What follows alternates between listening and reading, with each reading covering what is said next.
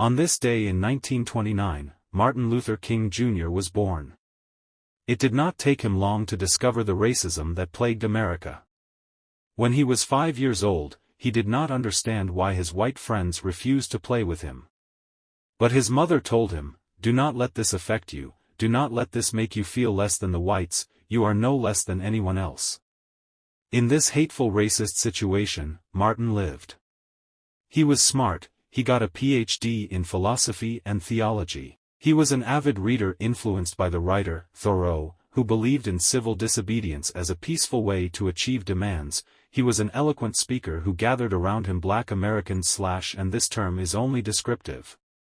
In 1964, he won the Nobel Peace Prize for rejecting all forms of violence in achieving demands.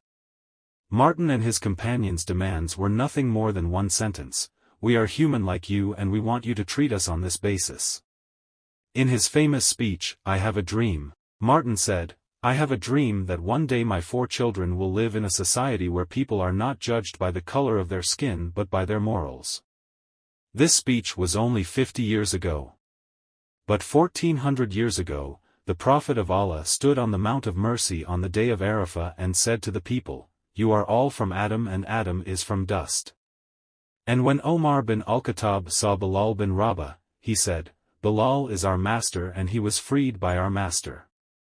And when there was a dispute between Abu Dhar and Bilal, and Abu Dhar said to Bilal, "O son of the black woman," the Prophet said to Abu Dhar, "O Abu Dhar, you are a man who has ignorance in you."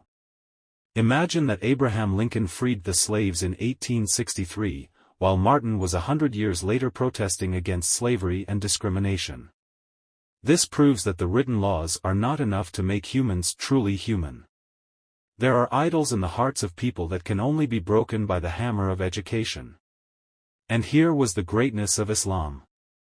It broke the idols of arrogance and pride in the hearts of its followers. That is why when Bilal bin Rabah climbed on the back of the Kaaba to call for prayer on the day of the conquest of Mecca, none of the Qurayshi Muslims said, "How can a slave climb on the back of our Kaaba?"